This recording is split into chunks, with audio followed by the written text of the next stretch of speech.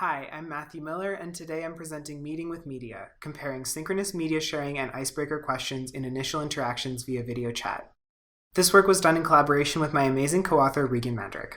When people meet for the first time, it's important to form closeness and trust. A common way to support people as they get acquainted is icebreaker activities.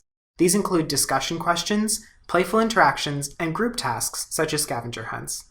As video chat continues to play an increasing role in the personal and professional lives of many people, there are situations in which the first meeting between two people might occur over video. For example, a virtual first date, introductory meeting with a remote colleague, or homework planning session with a virtual classmate can all occur over video. In situations like these, traditional icebreakers may not be an ideal way of facilitating relationships because they're less effective for some people than others. In this work, we propose synchronous media sharing as an alternative to traditional icebreakers for people meeting via video chat. One of the most important factors in a successful initial interaction is self-disclosure, so it's important that we're able to measure this factor. We found that existing measures focus on self-disclosure as a trait, as a phenomenon of specific relationships, of specific topics, or in terms of intimacy. A partner-rated measure was needed, so we constructed a suitable self-disclosure measure for our main study. We used two aside studies in which participants rated self-disclosure in videos to develop and validate our new measure. For details, please see our paper. The final version of our new measure allows researchers to measure self-disclosure in initial digital interactions using 5 items. I learned a lot about them. They revealed a lot of information about themselves to me. I did not find out very much about them during the video call, which is a reverse-coded item. They wanted to give me a sense of who they are, and by the end of the video call, I knew quite a few details about them.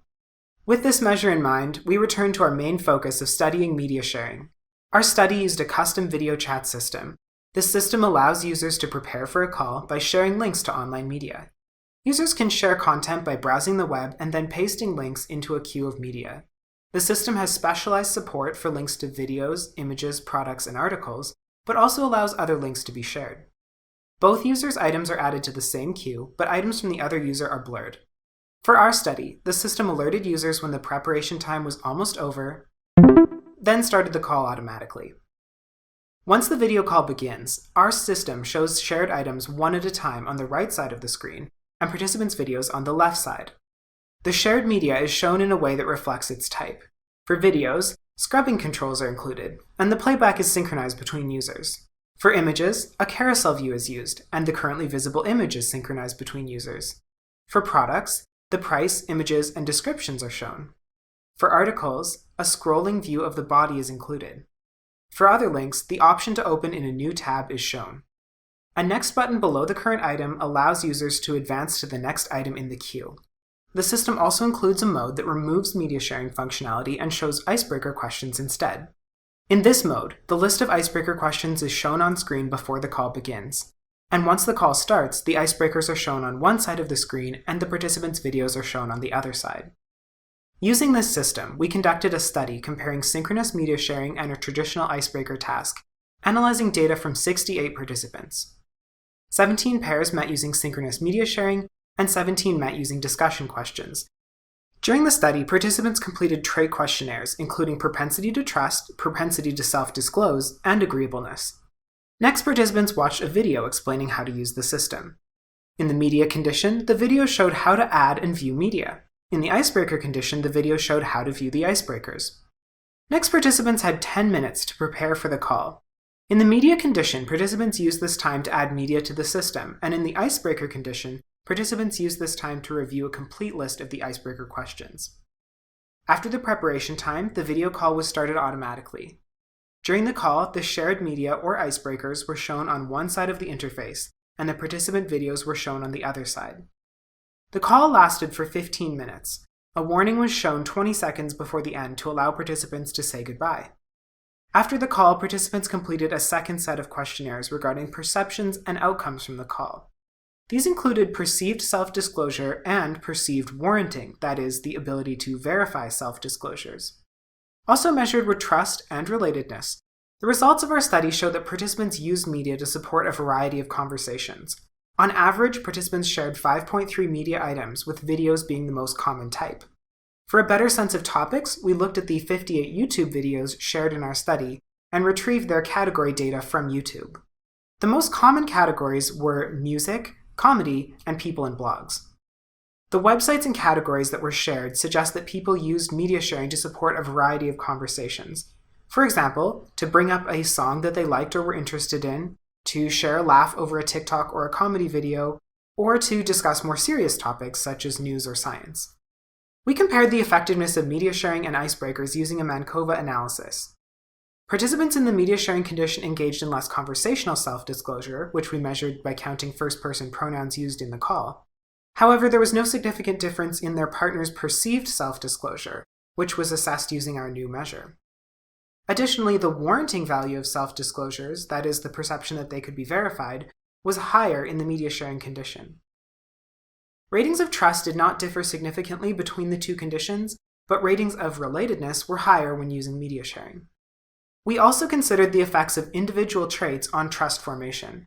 There was a significant relationship between participants' general propensity to trust and the specific trust they formed in their partner when using icebreakers, but not when using media sharing. However, the difference in regression coefficients was small. The second trait that we considered was agreeableness. There was a significant relationship between agreeableness and the trust people formed in their partner when using icebreakers. However, there was not a significant relationship when using media sharing. This suggests that media sharing can be helpful at promoting trust regardless of an individual's level of agreeableness. To expand on these results, I'd like to share some thoughts about how media sharing created a positive environment for new relationships. First, thinking about self-disclosure, our results suggest that conversational self-disclosures were lower in the media sharing condition. However, the perceived self-disclosure was still the same when using media. This suggests that participants were able to communicate about themselves through media sharing, using their choice of media as an act of self-disclosure. Second, turning to formation of trust, research suggests that self-disclosure is a key component of trust formation. But despite the lower levels of conversational self-disclosure in the media sharing condition, we observed no reduction in formation of trust. We suggest a few possible reasons for this. First, our results indicated that perceived self-disclosure was not lower, so the amount of information people conveyed through their choices of media or other aspects of the task may have allowed for equal trust formation in the media sharing condition. Additionally, we saw that the warranting value of self-disclosures was higher in the media sharing condition. This may relate to the use of third-party objective media to support disclosures or the specific choice of what to disclose participants made. In either case, disclosures that are more verifiable may be more helpful in forming trust, even if there was a reduction in the total number of self-disclosures. Finally, it's possible that participants used media sharing to choose to self-disclose information that was specifically helpful for formation of new relationships. Third, considering relatedness, a variety of factors may explain why relatedness was higher when using media sharing. First, participants using media sharing may have chosen to self-disclose in ways that were more suitable for the development of early relationships, leveraging the benefits of self-disclosure that are appropriate in terms of honesty, positivity, depth, and topic. A second potential factor that may have contributed to the greater experience of relatedness may be sharing a task. In our system, participants work together using a shared interface to view media. They make decisions together like when to move to the next item, how much of a video to view, or whether a video should be paused for discussion. Jointly operating a system may have led participants to experience greater relatedness with each other. A third explanation for the higher feelings of relatedness when media sharing may be the formation of common ground. That is, mutual knowledge, beliefs, assumptions, or attitudes. Common ground is formed through conversation and shared perceptual experiences. As media sharing supports both of these, it may lead to greater formation of common ground among participants. Finally, considering individual traits relevant to relationship formation, our study showed that participants lower in agreeableness formed less trust in the icebreaker condition. The instrument used in our study described agreeable people as sympathetic and warm, as well as not critical or quarrelsome. Ensuring that even people lower in these qualities benefit equally from a get-to-know-you task is a significant advantage of media sharing over traditional icebreaker approaches.